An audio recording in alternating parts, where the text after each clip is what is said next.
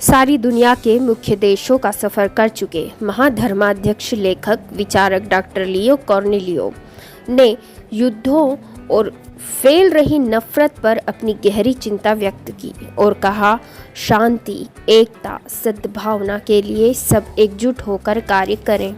Doctor Leo world media, world express, world king, यीशु TV के प्रधान संपादक राजकुमार हंस से चर्चा कर रहे थे। इस वैचारिक खास मुलाकात का ब्यौरा इस प्रकार है। वर्ल्ड मीडिया में स्वागत है। हमारे महाधर्माध्यक्ष लियो कॉर्नेलियो जी हमारे बीच में उपस्थित हैं। हम इनके कार्यालय पर हैं और आपसे एक साक्षात्कार लेने जा रहे हैं। आप एक अच्छे लेखक हैं, शिक्षाविद भी रहे हैं और सारे संसार का आपने दौरा किया है। आपका स्वागत है जी। हम आपसे जानना चाहेंगे कि आपका जन्म कहाँ हुआ, आपके पिताजी और माताजी का शुभ नाम क्या रहा, और दूसरा कि आपने कहाँ तक एजुकेशन किया। मैं तो कर्नाटका के उडुपी शहर में पैदा हुआ, एक गांव का कुंजे बोलते हैं, मैं कर्नाटका में। और मेरा जन्म 14 मार्च 1945 में हुआ और मेरा प्राथमिक एजुकेशन, प्राथमिक शिक्षा वहीं के स्कूलों में हुई। उसके बाद 8वीं कक्षा में मैं एक सेमिनरी ज्वाइन हुआ, वहाँ उसके लिए मैं मऊ आया, मध्य प्रदेश। जब मैं 13 वर्ष का था, 1958 में मैं मऊ आया। वहाँ पर मुझे हिंदी मीडियम में शिक्षा लेनी पड़ी 8वीं क्लास से। 8वीं, 9वीं, 10वीं, 11वीं उस समय हायर सेकेंडरी था, उस पर अलग तरह का शिक्षा। तो 1958 से 62 में वहाँ शिक्षा पाकर बाद में यहाँ पर इंदौर में आया, पालदा में धार्मिक शिक्षा ग्रहण की। उसके बाद खुर्दा नविश्चेट हमारी धार्मिक शिक्षा हुई। उसके बाद पुणे में हमारा हमारी फ़िलासफ़ी BTH उपाधि मिली। उसके बाद मैं गोवा गया, गोवा में 1 साल रहा, जहाँ पर मैंने प्रैक्टिकल कार्य किए। उसके बाद 4 साल पुणे में धर्मशास्त्र किया, थियोलॉजी बोलते हैं, और उसमें BPH फ़िलासफ़ी, उसके बाद BTH थियोलॉजी। और उसके बाद मैं एक मशहूर म्यूज़िक स्पेशलिस्ट, एक जर्मन फादर प्रॉक्श के साथ मैं 6-8 महीने काम किया मैंने। उसके बाद करीब 1972 में मेरा ऑर्डिनेशन पुरोहित अभिषेक हुआ। उसके बाद फादर प्रॉक्श के साथ काम करके 8 महीने काम करके 1973 में मैं गुजरात आया। गुजरात में एक स्कूल में काम करने लगा। वहाँ पर एक पल्ली भी थी, पास्टरल वर्क और शिक्षा के साथ मैंने एक एजुकेटर के रूप में काम किया। उसके बाद मैंने प्रिंसिपल के रूप में करीब 6 साल काम किया। और वो होने के बाद यहाँ पर इंदौर में आया, 4.5 साल, 3-3 साल का टर्म होता है हमारा। एक धर्माधिकारी के रूप में काम किया SVD में। और दूसरे दौरे में 1.5 साल जब ख़त्म किया, मैंने रोम गया। रोम मुझे मेरा इलेक्शन हुआ, वहाँ पर एक 6 साल का एक पद मिला। वो होने के बाद 6 साल के बाद फिर नियुक्ति हुई और एक 6 साल के लिए।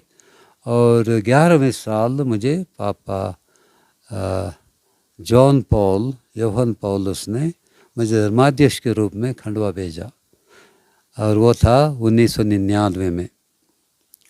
88 से 99 तक मैं रोम में रहा और वहाँ से मैंने काफ़ी देशों का भ्रमण किया, दौरा किया ऑफिशियल काम के लिए, क्योंकि हमारे मेंबर्स जो SVD संस्था के मेंबर थे, मैं एक SVD संस्था का एक मेंबर हूँ। उस मेंबर के रूप में, एक अधिकारी के रूप में अलग अलग जगहों पर जाके मैंने लोगों का कार्य के विषय में थोड़ा बहुत देख रेख की, उनको सलाह दी। और उसके बाद 1999 में खंडवा के धर्माध्यक्ष के रूप में मेरी नियुक्ति हुई। वो होने के बाद 8 साल वहाँ काम करके मुझे पापा बेनेडिक्ट 16वें ने भोपाल महाधर्माध्यक्ष के रूप में नियुक्ति दी। वो हुआ 2007 में, और 2007 से 2021 तक मैं वहीं काम करता रहा। और 2021 के बाद हमारे 75 साल के आयु में रिटायर होते हैं, या एमेरिटस बोल के नाम आता है। हमारा धर्माध्यक्ष का पद तो नहीं जाता है, लेकिन जो हमारा पद होता है महाधर्माध्यक्ष के रूप में भोपाल में, वो मेरा ख़त्म हो गया, क्योंकि 75 साल में जैसे निवृत्त होते हैं, क्योंकि बाद में उतना काम नहीं कर सकते। और धर्माध्यक्ष का काम तो होता है, लेकिन जो एडमिनिस्ट्रेशन ज़रा मुश्किल पड़ता है, इसलिए नए ज़रा युवा व्यक्तियों को नियुक्ति होती है। वहाँ पर उनकी नियुक्ति हुई 1921 में, यानी 76 साल के आयु में। आपसे एक प्रश्न है लियो जी, कि आप एक बहुत अनुभवी व्यक्ति रहे हैं और पिछले 45 सालों से वर्ल्ड एक्सप्रेस से आप जुड़े हुए हैं। हमने कई समारोह में डॉक्टर जॉर्ज अनाथिल जी, जो कि यहाँ के बिशप रहे हैं इंदौर धर्म प्रांत के, उनके कार्यकाल में आपको कई समारोह में बुलाया और आपके सद्भावना के कार्य को बहुत पसंद किया गया। इस धर्म के क्षेत्र में, धार्मिक क्षेत्र में आने की प्रेरणा आपको कैसे प्राप्त हुई? ये तो परिवार से प्राप्त होती है यह प्रेरणा, क्योंकि परिवार में जो माहौल रहता है, माता पिता भाई बहन, वे जो वो विश्वास जो मिलता है, वो विश्वास को हम ज़्यादा गहरा बनाते हैं। और वहाँ पर हमारे पल्ली में और सब, क्योंकि पुरोहित उनको देखते हैं, उनके कार्य के बारे में, उनके जीवन के बारे में, तो थोड़ी बहुत प्रेरणा मिलती है।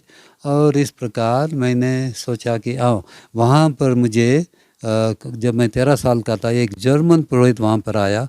उसके उस जीवन से, फादर पीटर वेरालिन बोल के, उनके जीवन से मैं बहुत प्रभावित हुआ। एक जर्मन फादर जो बहुत ही साधारण व्यक्ति, उनको वो सब अपना घर दार छोड़कर यहाँ भारत में आए और यहाँ पर लोगों के बीच में सोशल, मिशनरी और एजुकेशनल कार्य करते रहे। क्योंकि मिशनरियों का कार्य हम देखते हैं भारत भर में काफ़ी योगदान रहा, काफ़ी अच्छा कार्य रहा है।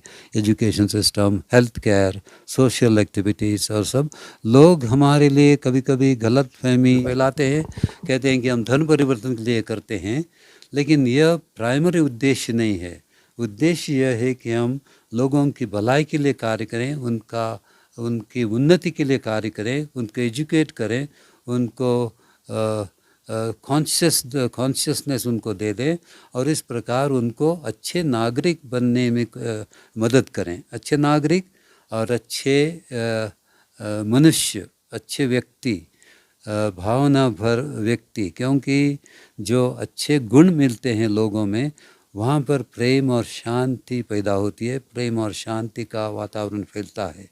तो इसलिए यह है हमारा कार्य। अलग अलग स्कूलों में, हजारों स्कूल हैं भारत में, और ये ज़्यादातर मिशनरियों ने शुरू किए इधर, और उसके बाद भी भारतीय मिशनरियों ने काम किया है।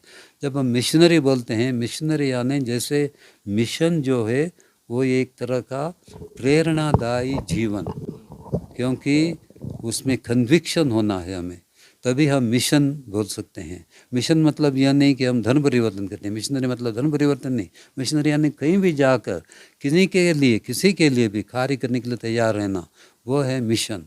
जैसे राजीव गांधी मिशन बोलते हैं, और अलग अलग तरह मिशन होते हैं, रामकृष्ण मिशन होता है। तो मिशन मतलब एक तरह से लोग गलत समझते हैं, सिर्फ कृष्ण मिशनरी बोल के नहीं। क्रिश्चियन मिशनरी हैं ज़रूर, अलग अलग देशों से आए, भारत की उन्नति के लिए काम किया उन्होंने, लेकिन अभी भारत में भी मिशनरी ऐसे हैं जो लोगों की भलाई के लिए काम करते हैं।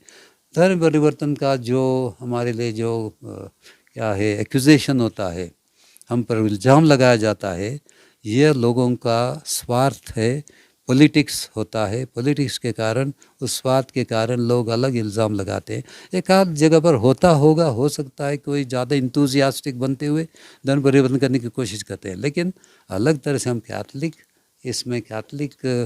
समुदाय में इस प्रकार किसी को भी ज़बरदस्ती करेंगे नहीं, क्योंकि आज ज़बरदस्ती किया तो कल क्या हो सकता है, कल उनको क्यों इसी प्रकार बने रहना है। जब तक मन में, दिल में वह क्या है कन्विक्शन न रहे, तब तक मनुष्य किसी भी धर्म में अड़ा नहीं रह सकता है।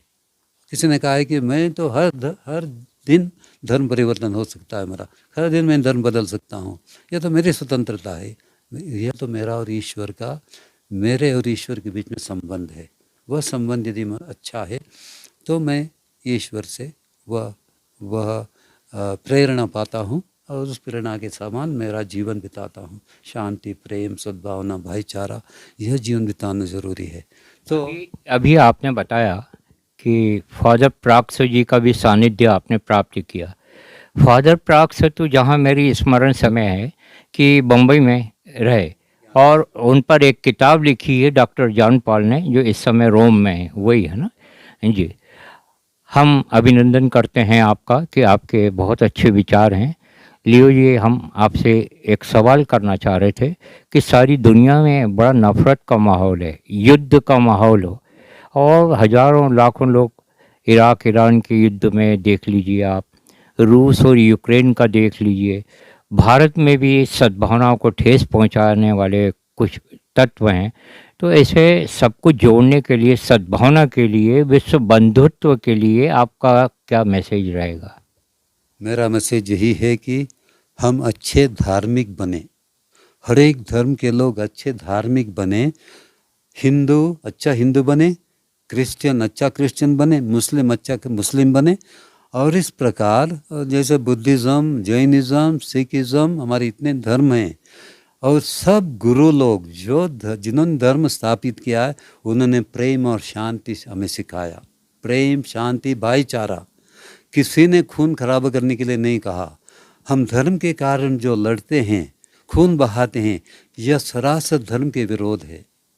कोई भी जबरदस्ती नहीं कर सकता है धर्म परिवर्तन के लिए, न करें, कोई कभी नहीं करें, क्योंकि ईश्वर प्रेम का ईश्वर है, शांति का ईश्वर है, किसी भी धर्म में हो। यदि कोई भी धर्म का गुरु हमें यह सिखाता है कि खून बहाओ, यह धर्म सच्चा नहीं है। मैं यही कहूँगा, वह कोई सच्चा धर्म नहीं है। तो इसलिए हर एक व्यक्ति को धर्म का पालन यदि करें, हर एक व्यक्ति धर्म का पालन करें, तो शांति और प्रेम, सद्भावना फैल सकती है। लेकिन आजकल धर्म के कारण राजनीति खेली जाती है। राजनीति इसलिए कि धर्म के विभाजन किया जाता है और लोगों में नफ़रत फैलाई जाती है, और वह नफ़रत धर्म से उत्पन्न की जाती है, लेकिन धर्म इस प्रकार नहीं सिखाता किसी को भी। इसलिए मैं यही कहूँगा कि यदि अच्छे धार्मिक आप बनेंगे तो आप शांति और प्रेम भावना से जीवन बिता सकेंगे, और यदि आप वो शांति और प्रेम भावना से जीवन बिताएंगे, आपके परिवार में प्रेम और शांति होगा। जो लोग नफ़रत फैलाते हैं, सबसे पहले मैं कहता हूँ उनके परिवार में शांति नहीं है, प्रेम नहीं है, सद्भावना नहीं है, भाईचारा नहीं है, और उससे इतने उतावले होते हैं कि वो दूसरों में भी वह अशांति फैलाना चाहते हैं। और यही है। दूसरा, एक तो स्वार्थ है, पद पाने के लिए या मशहूर होने के लिए धर्म के नाम से नफ़रत फैलाना। और इस प्रकार यदि इस प्रकार का, क्योंकि हम एक और बात मैं कहूँगा, भारत धार्मिक देश कहा जाता है। मैं जहाँ पर भी गया वहाँ पर लोग जब भारतीय कहते हैं, हाँ आप धार्मिक लोग हैं, तो वहाँ पर अच्छा या धार्मिक सद्भावना रहती है। इस प्रकार रहती थी, लेकिन आजकल धर्म के कारण नफ़रत फैलाई जा रही है। यह बहुत बुरी बात है भारत के लिए, और हर जगह पर लोग जानते रहते हैं, लोग अभी समझते हैं कि भारत में शांति नहीं है, अशांति फैलाई जा रही है। पॉलिटिक्स और धर्म वो मिक्सचर होता है, और इस प्रकार यदि रहें तो भारत में अशांति फैलेगी, और यह किसी के लिए भी अच्छा नहीं है। और इससे ज़्यादातर कौन सफ़र होते हैं, कौन कष्ट पाते हैं? साधारण लोग, इनोसेंट लोग, जो जिनको कोई यानी इसमें कोई उनको आस्था नहीं, यानी कोई स्वार्थ नहीं है, वे लोग सफ़र होते हैं। अभी जैसे लड़ाई हो रही है, जैसे यूक्रेन हो, इज़राइल हो, कौन सफ़र होते हैं? बॉम्ब किस पर गिरता है?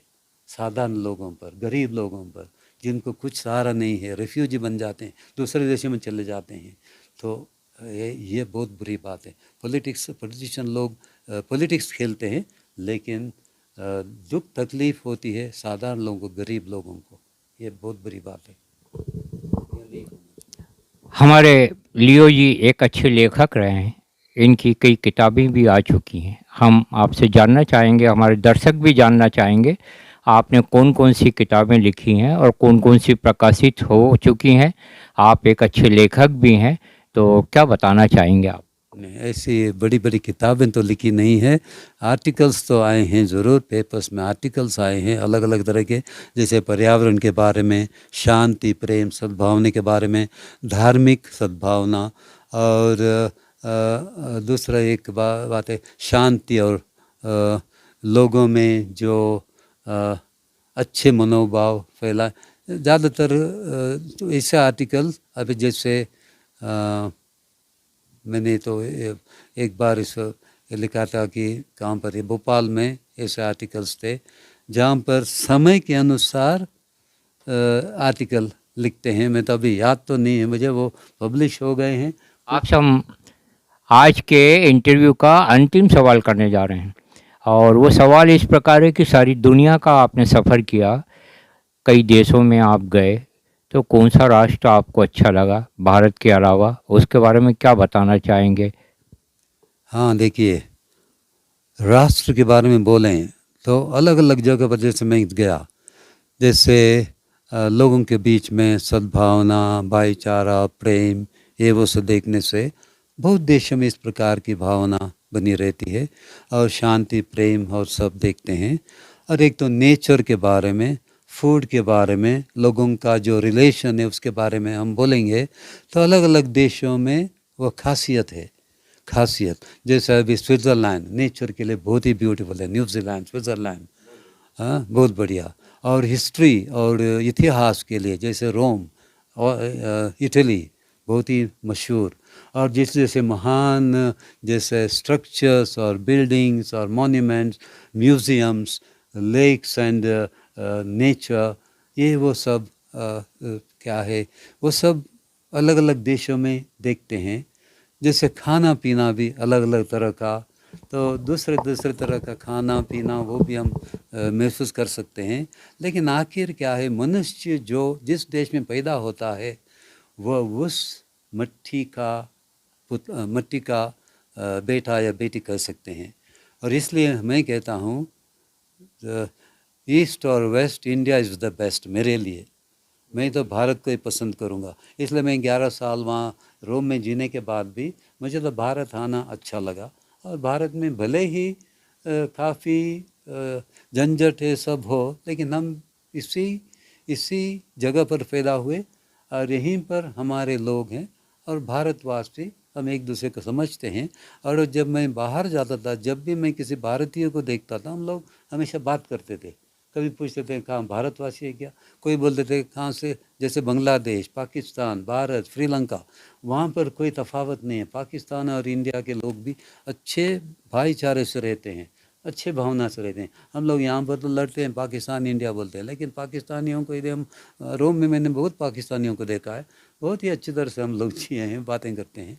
इसलिए देश और वो जो क्या है बॉर्डर रहते हैं, वो सिर्फ मैन मेड बॉर्डर्स, मानवता का वह जो भावना है, मानवता की भावना, उसको बहुत ही गहरा बनाना और इस प्रकार मानवता के रूप में जीना, humanity, the quality of human life, the peace and joy that we need to experience and share with each other, that is the most important aspect.